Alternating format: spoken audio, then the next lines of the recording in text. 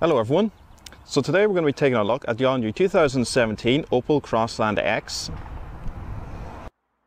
Big thanks to Herronado, Opel and Kia for allowing me to come down here and review and test drive the new Crossland X to you guys today. For all contact information in regards to this dealership, please see the description box below. Alright, so in today's review we're going to be taking a look at the interior of the car. I'll of course explain how all the features work as usual, and we're also going to start up, take a look around the exterior and show you the engine. So here we have the key fob. So what we're going to do is just fire up the Crossland first and we'll walk around the exterior.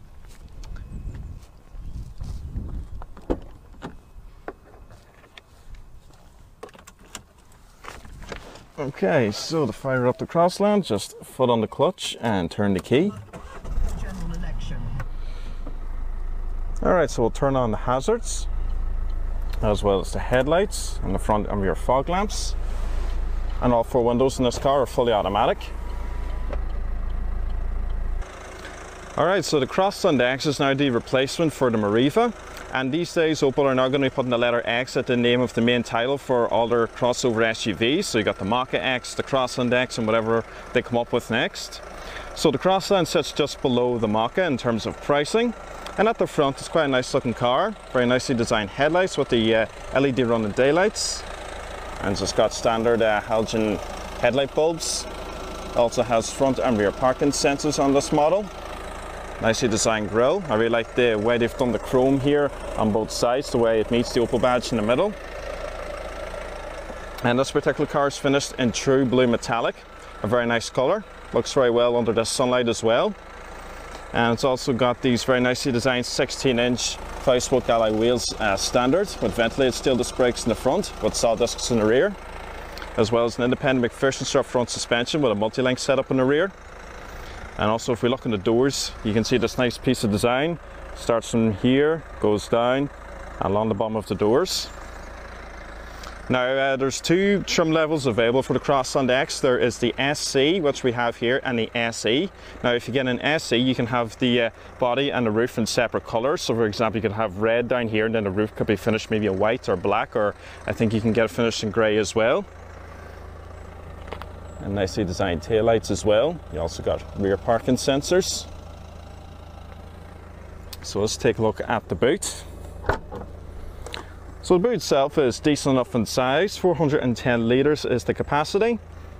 Nothing impressive, but it's fairly decent as well. You got a little bit of a ledge here, you know, if you need to haul items over, but it's not too bad at all. And also you can fold the rear seats in a split 60/40. Just simply press this button here. And if we just come back here again, as you can see, it's not very ideal. There's a huge lip left behind, so I'm not really sure if you're going to be able to haul many large items in the Crossland X. But that is what you get. So boot space is mediocre, fairly decent for the type of car that this is.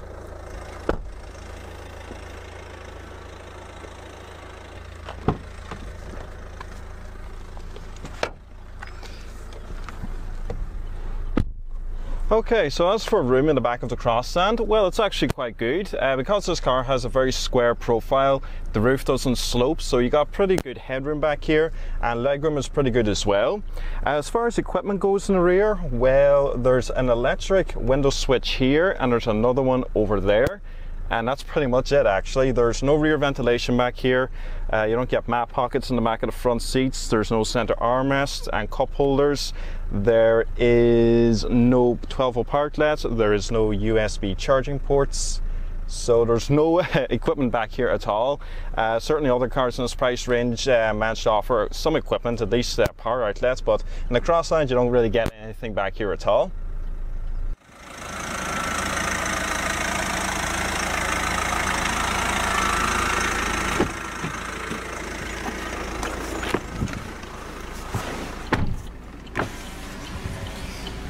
Okay, so I'll just turn off the lighting. I'll actually just turn down that fan speed a little bit. So this particular Crossland X, as I said, it's the SC, and you know, you get fairly decent equipment in the front anyway, much better than what you get in the back. So you get this nicely leather wrapped 3-spoke multifunction steering wheel with very nice thick 10 and 2 notches as well. You also got cruise control on the left and all your standard media and voice command controls located off to the right, as well as your volume controls. And you also got this little digital screen here as well for, you know, your standard trip computer. And if you press this little button here, it tells you when the car is due its service. So 24,940 kilometers. So other equipment you get as standard, you get rain sensing windshield wipers in this car. It also has an auto dimming interior mirror, and you also of course have Opel's OnStar Assist. And you also got the IntelliLink system. Now obviously I've used this in many cars before. This here is the more simplified basic version. So you got all your standard controls here, there's 6 of them all together. You got your audio controls, and when you have your phone connected to the Apple CarPlay, you can look at a 3D projection, and you can also go through your own gallery here as well and access your phone. And then you got your standard settings and climate control. So I just click that. We got the AC on at the moment. You can adjust the fan speeds from here and the different zones. And also down here as well, you got the standard manual controls for the fan speeds. But if you want to go through your different zones, as you can see, they're not located down here, so you have to access them in the touchscreen unit itself. And then you just got the home button. If we actually just turn up the volume, sound quality is fairly decent for a car of this type. And then you just press this button here to mute the audio. And if I click audio, we just go into the radio stations, and you got all your different selections located down there, and you can go through your sources and different menus and so on. Sorry, I clicked one too many there. So you can go to your station list, tone settings, auto volume, categories, and so on. All your standard radio settings located just there. I'll just press the home button again.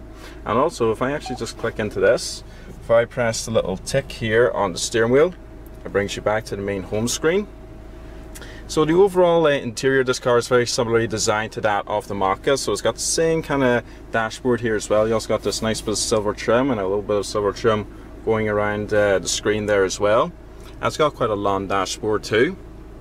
And then located down here, you got a 12-volt power outlet as well as USB. You also got a storage compartment, and you got a variety of buttons down here. So you got the traction control, tire pressure monitoring, lane departure, start stop, your parking sensors, as well as the child locks as well. So you get a decent amount of safety equipment.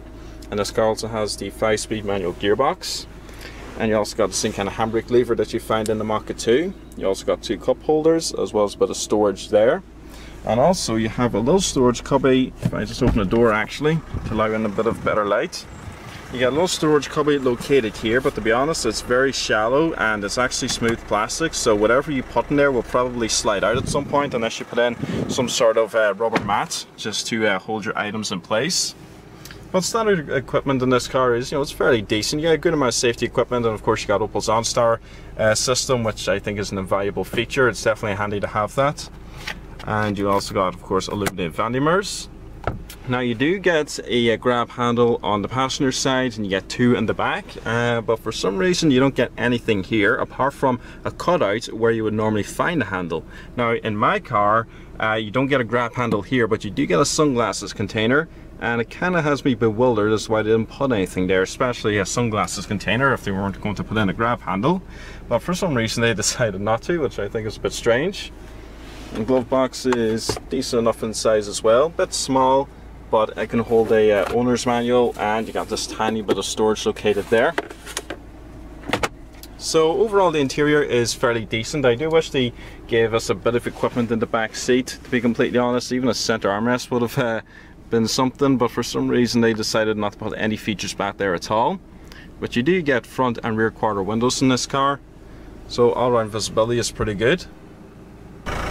And the bonnet release is located in the passenger side footwell. The engine is a 1.6 litre turbo diesel. It produces 97 brake horsepower with a top speed of 112 miles per hour.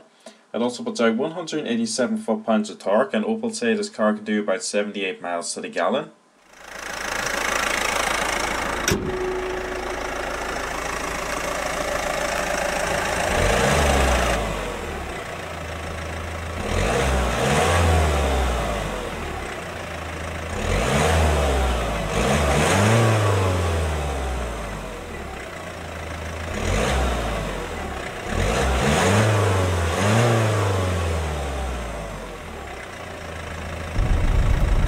Okay, so we're driving the Crossland X out here on these back roads. So overall ride quality at the moment seems to be fairly decent. It absorbs the bumps quite well. However, I do notice going around some of these bends, there's a bit of body roll, and I must admit the side bolsters in these seats, they could be a little bit thicker, and they could be a little closer to you as well. I mean, I feel like I'm kind of moving around a lot in this seat whenever I go around a bend. I feel like I have to really brace myself. But out here, it's not too bad. The car certainly seems to absorb these bumps quite well. And there's, as I said, there's a bit of body roll, but it's not, very bad. I mean, the car does feel reasonably planted. If I actually just stick it into this left-hander here, yeah, it's not too bad. I mean, there is a little bit because obviously this is quite a tall car.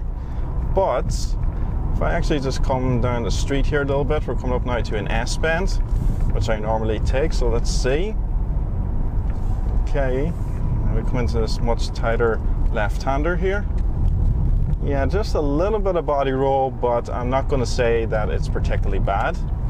Alright, so coming out to the main road here, we're going to see what the power is like. So we're just going to pull from second gear. Okay, let's foot to the floor. It's alright, I suppose. It's not the most powerful diesel I've ever driven.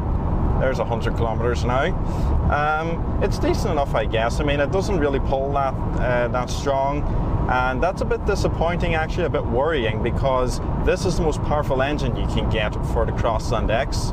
So to talk you through the engines, there's this 1.6 diesel, which is only available with a 5-speed manual gearbox. Then there's a naturally aspirated 1.2 petrol. Now you can have the 1.2 petrol with a manual or automatic. However, the naturally aspirated manual model only has 81 PS, so that's about 80 or 79 horsepower.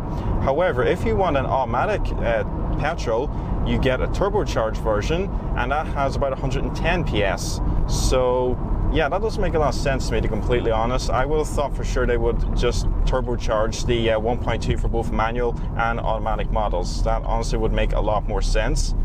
I mean, my 9-year-old Astra has 90 horsepower.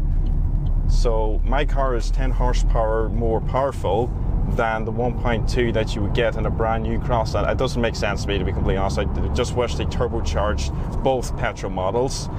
But anyway, my overall opinions so far on the Crossland, well, to be honest, out here on the open road, it's relatively nice to drive. It's quiet, and it's relaxing, it's comfortable, and as I said earlier, all-round visibility in this car is quite good.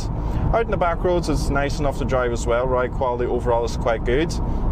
The electric steering in this car actually feels quite light. Now, there's no adjustments or different settings for the electric power steering, but when I was out in the back roads going around some of the tight bends, I found that the steering felt a bit light. But some people might complain about that. They don't like particularly light steering, or they don't like particularly heavy steering. They just wish they had a nice kind of in the middle normal setting like we get in standard or old-fashioned, I suppose, hydraulics. I don't particularly mind the light steering in this car. It's alright. It's not too light. I think if the electric steering was too light, the car could feel very twitchy, but it doesn't feel particularly twitchy in this. So, as I said, there's only 2 models available. There's the SC and the SE. Now, I haven't actually seen the SE model yet, but I imagine it comes with a bit more standard equipment. My overall impressions on the Crossland X, well, it sits below the Mach-E X, and to be completely honest, I think if I was buying a crossover SUV from Opel, I would be more inclined to go towards the Mach-E X. To be honest, I just think the Mach-E is that little bit better looking, and you get a bit more standard equipment. Now, it's a bit more expensive, but it's not like that much more expensive, to be completely honest. I mean, if you can afford to save up for a Crossland X, you could probably stretch to a Mach-E X SE, for example, which will have a bit more standard equipment than this particular model. I do wish, to be completely honest, they gave some equipment to the rear passengers, maybe an armrest. I mean, I actually wish we had an armrest here to cover up this open storage area, because I imagine when you're driving along, you'd like to rest your arm here at some point. But yeah, I wish there was a bit of equipment in the back seats. Boot space, fairly decent, 410 litres, good enough in size. But overall, I think, it's a decent car. But as I said, if I were to buy a crossover in this category, I think I'd be more inclined to go towards the Mach-E X. That would be my personal preference, especially because I think the styling is that little bit better. But hopefully with the SE Crossland X, you get a bit more standard equipment, and there's probably a bit more customization available for it as well. But standard features that you get here in the front are pretty good. I do like the IntelliLink system. It's very good. You get Apple CarPlay, and you got lane departure and quite a few other safety features in this car. So it's not particularly bad. But anyway, overall, those are my impressions of the Crossland. I think it's a decent enough car. You know, anybody who can afford to buy one of these and is just looking for a simple, basic, relatively spacious and relatively well-equipped modern day car, then the Crossland will probably suit you better. If, however, you want to spend a little bit extra money, then you should be definitely looking at the Mach-E-X. So everyone, I hope you enjoyed this review of the all-new 2017 Opel Crossland X SC 1.6 diesel that I've been driving today. So please stay tuned, we'll play more videos to come. Thanks for watching, everyone. Sorry guys, just before we finish up the video, I'm just after bringing the blue Crossland X back to the dealership. One of the salesmen just pointed out this SE model to me. So this one's finished in grey, and as you can see it has the black roof, and you got the chrome strip dividing the roof from the body.